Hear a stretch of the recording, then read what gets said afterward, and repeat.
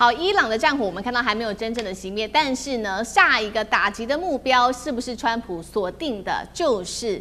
古巴呢？今天我們要來特別關心在古巴這邊，其實呢，當地人民相當的苦哦，因為在當地局勢正在快速的惡化當中，當地的人民遭受了什麼樣子的浩劫呢？現在沒有能源可以用，而且我們可以看到，在當地哦，晚上幾乎白天也都是全國大停電的，所以民眾非常的氣哦，全部走上街頭去做抗議了。首都的部分，甚至是哈瓦那這裡。許多民眾都說，我們這個停電啊，每天可能會長達20到22個小時。什麼時候把電力給開起來，成為當地民眾現在每天都在問的一個問題。但是古巴到底發生什麼事情了？我們看到過去3個月，因為呢，美國不斷的加強在古巴這邊的能源封鎖，而且還不斷的禁止古巴取得各種的能源，甚至是石油的供應。任何外部的國家要對於古巴有所援助，也都會全部把它給切斷。所以我們看到了，目前呢，古巴的柴油跟燃油幾乎都已經耗盡完了，整個電網瀕臨在崩潰的邊緣。好，美國動手去制裁古巴，這時候盧比歐就說了，只要呢，古巴你願意配合領導階層去換人，那麼我們美國還是可以給你幫助的。這個援助金額高達了1億美元的援助，被說這也太諷刺了。當初就是你美國祭出的制裁，現在又說要做古巴的援助。那所以節目一開始要特別請教上志哥怎麼看了這個盧比歐的這一席話。也有人說呢，現在美國慣用的劇本就是複製當時針對於不管是委內瑞拉或者是伊朗，現在也要用在古巴的身上嗎？先制裁再封鎖，引爆了政治經濟上面的危機，再推翻內部的動亂，換這一些政權，是這樣子做嗎？那上志哥怎麼看？古巴现在面臨最核心的問題就是能源，沒有能源，沒有油，沒有一切，所以它也沒有電。那能源作為美國最制裁的這個手段，因為非常非常的徹底哈，所以現在這一切就在這核心，沒有能源，民生什麼都受到了影響。那這也就是現在在國際間都認為說啊，你這個東西會把人家弄死哈，有人道的這個需求了。所以在這個情形之下，我們就看到，在這個過程裡頭，其實就是因為有人道需求，所以我們看盧比歐突然為什麼給你1億美元？當然他的說法不是美國政府給你古巴政府錢，他是要透過天主教會做人道的部分給予。那會不會做？其實不知道。但是如果他按照教會來做的話，他就是民間有點收買人心哦。因為政府如果政府給你可能沒有感覺，可是如果教會給大家都会感覺背後是美國，所以你知道背後還是有一點策略在裡頭。不過你不得不說，在現在整個對古巴的封鎖，因為非常嚴厲，所以無論現在在古巴政府或美國政府都承認，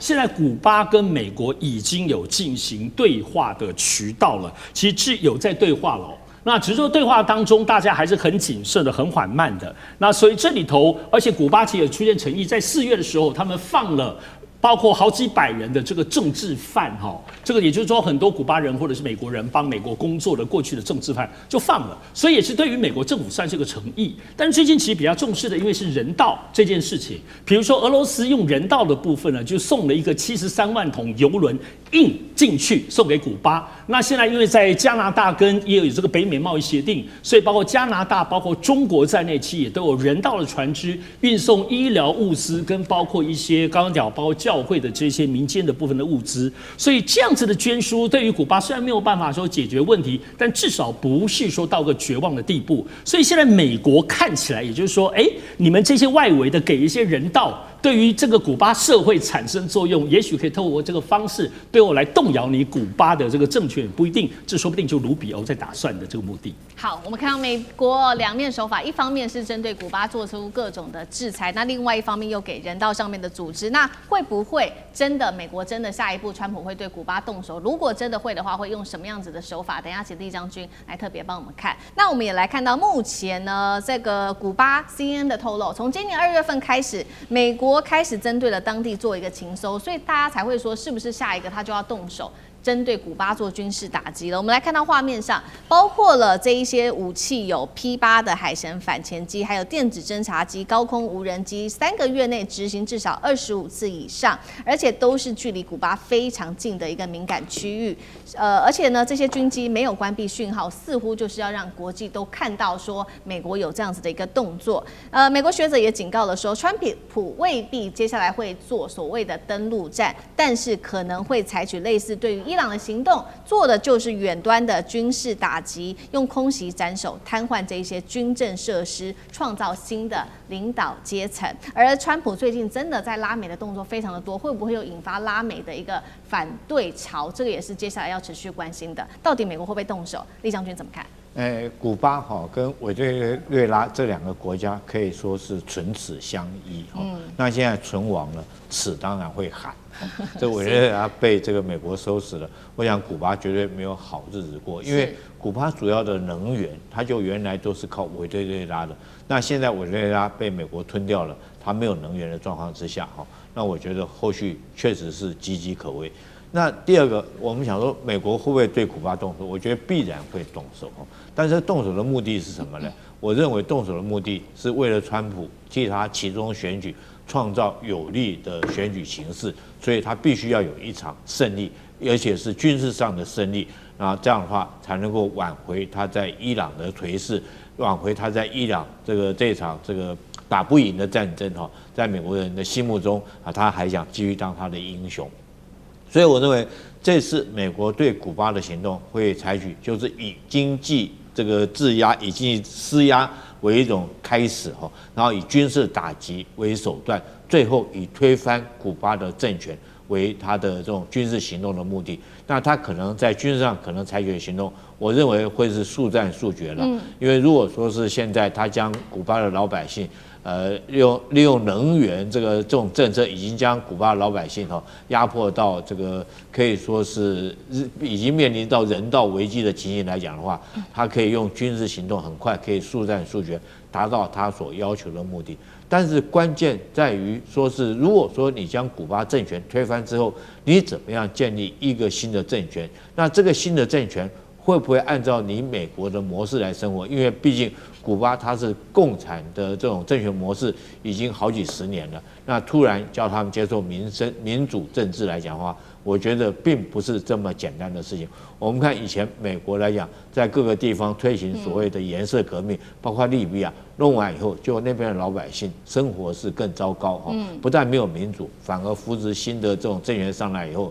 更欺負老百姓。那第二個，我認為美國來講的話，這次因為你這種行動讓老百姓非常，現在老百姓痛恨的不是他們古巴政權，而是痛恨的是你美國，是你美国不把油給我們，讓我們沒有能源，讓我們面臨人道的危機，所以他恨的是美國。那你想想看，就算是美國將現在的這種領導階層推翻之後，他們會是什麼樣對待你美國的？我覺得心中只有更恨你美國，絕對不會說是哎呀，好像看到一個這種我們的救星來了，來解救我們的。所以我覺得美國想要用這種軍事手段來折服，讓別的國家來服從你，那是不可能的。必須要用王道的方式，而不是用這種霸道的方式，才能夠讓一個國家幸福。好，所以美國會不會動手？那又怎麼動手？酈將軍認為說，美國會為了這個期中選舉是有可能會動手的。那採用的就是速戰速決。同樣的問題，那張將軍又怎麼看？我認為美國會採取2個，第一個內部推翻嘛，因為他會採取委內瑞拉的模式，對，把馬杜羅希望你有沒有推翻，就沒推翻啊，那我美國出手把他抓了，就是斬首，就把他逮捕了，送到美國去送審，就類似這個狀況。因為委內瑞拉距離美國1800公里，隔了一個加勒比海，美國都會動手。這個古巴跟美國的佛羅里達半島就隔了一個最近80公里，最寬的地方也只不過240公里，中間的島嶼不要算，80公里那麼近呢，就在美國家門口所以他很拍面啊。那這樣子的話是對那個，而且古巴又窮，他的國民所得才1年7000塊美金，窮。第二個軍隊也薄弱，5萬個軍隊，那麼那個體量也小，這個它的總共的面積是11萬平方公里，是比台灣大，那人口才1100萬呢，人口也少，所以美國要對這個古巴動手，探囊取物，但是美國不要美國出手嘛，所以美國是2步走，第一步內部推翻。讓他的現在的國家主席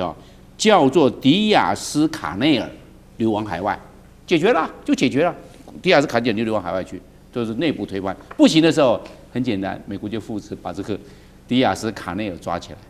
就這樣子，這叫做斬首，也不要把你殺死。馬杜羅委內瑞拉的總統不是被抓到美國去，就好快哦。